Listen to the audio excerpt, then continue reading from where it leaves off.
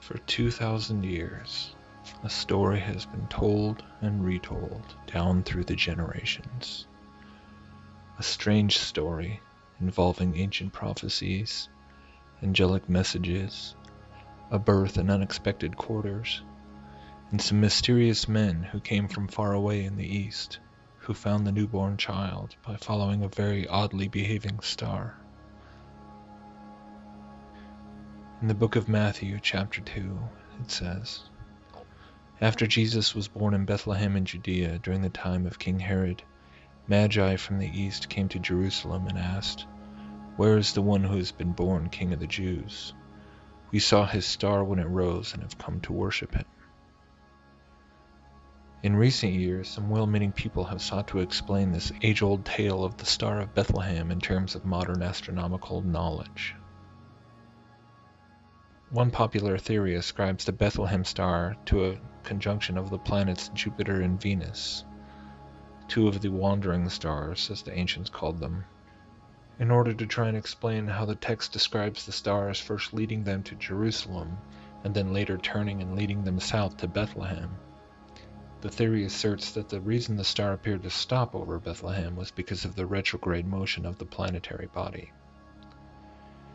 Many similar theories propose other various conjunctions of Jupiter, Venus, the star Regulus, and even the moon. Perhaps at a glance this sounds logical, but I would like to propose that upon a closer examination of this famous Bible story, we can see that this Copernican-based theory requires both a great deal of speculative reaching on the astronomical side, as well as a very loose interpretation of the biblical text itself. First, the proponents of this theory themselves admit that the sighting of Jupiter would have been a regular event, and even though the conjunction with Venus or Regulus or anything else would have been a much rarer occurrence, it's hard to comprehend how the star could have been this Jupiter-Venus conjunction, if the Magi claimed to have recognized the star as being unique from the first moment they saw it rise in the east. The conjunction would have been for a fairly short duration, a few days or weeks, maybe. Certainly not long enough to last the entire trip from the Magi's point of origin in the east, all the way to Jerusalem, and then on to Bethlehem. Never mind that the scripture specifically talks about a star, singular, and it seems almost insulting for us to imagine that ancient peoples who spent their whole lives studying the stars wouldn't be able to articulate the difference between a single solitary star and the conjunction of multiple stars, which they would have undoubtedly been familiar with as well. Not only this, but the notion that the retrograde motion of the planetary bodies such as Jupiter could be the explanation for how a star could stop over Bethlehem really doesn't seem to do justice to what we actually read in Matthew. As we read on, it says, "Then Herod called the Magi secretly and found out from them the exact time the star had appeared. He sent them to Bethlehem and said, 'Go and search carefully for the child. As soon as you find him, report to me, so that I too may go and worship him.' After they had heard the king, they went on their way, and the star they had seen when it rose went ahead of them until it stopped over a place where the child was.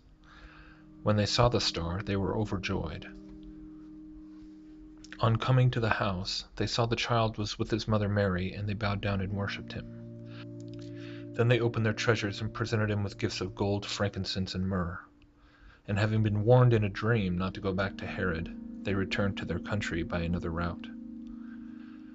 Now this is what I find most problematic about this whole story, in terms of trying to explain it via modern Copernican astronomy. Because really, how could any star, being millions of miles away out in space, regardless of any conceivable motion it was making, actually point to such a pinpoint location on the surface of the Earth? Could the point at which a planet appears to stop and change direction due to retrograde motion really be enough precise data to direct travelers to an exact location? Could even a star like Polaris, whose position is constantly fixed, actually lead a traveler to within a few feet of the exact North Pole on the ground? Sure, you could follow it until it was roughly directly overhead, but this would still be insufficient to lead one to a location as specific as a particular house within an entire town. Later in Matthew chapter 2, it says, "When Herod realized that he had been outwitted by the Magi, he was furious, and he gave orders to kill all the boys in Bethlehem and its vicinity who were 2 years old and under, in accordance with the time he had learned from the Magi." So from this we can stop and extrapolate that from the time the Magi first saw the star, to the time right after they found Jesus, and then everyone escaped Herod, we are talking about some kind of stellar phenomenon which took place over the course of roughly 2 years.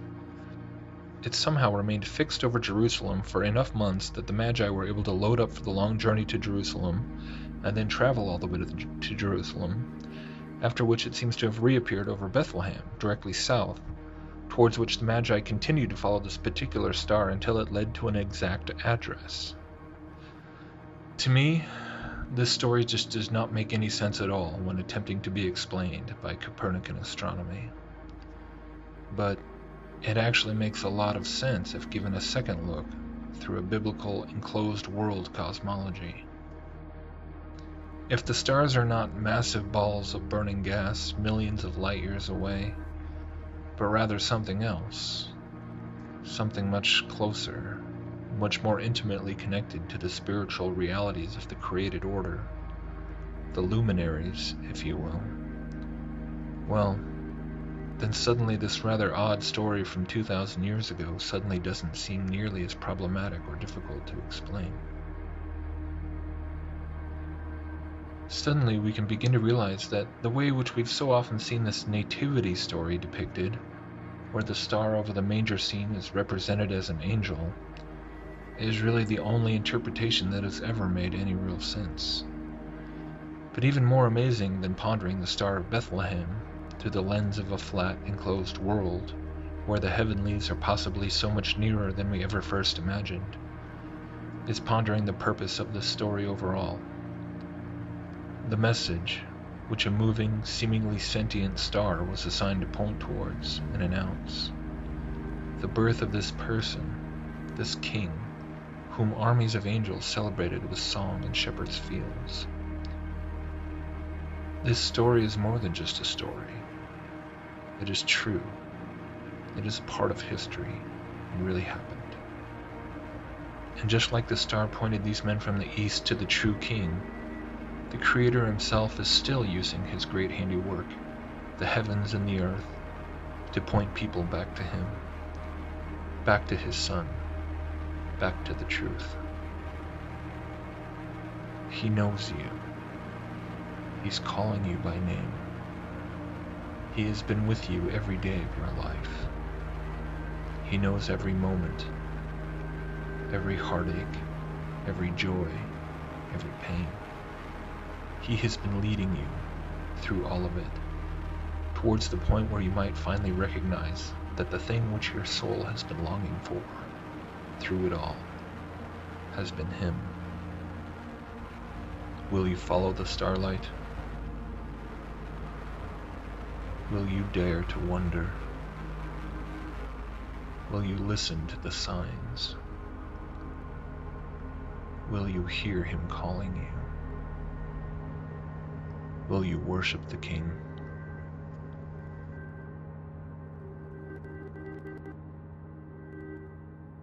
The God of everything, the Creator of all that has ever been and ever will be, loves you more than you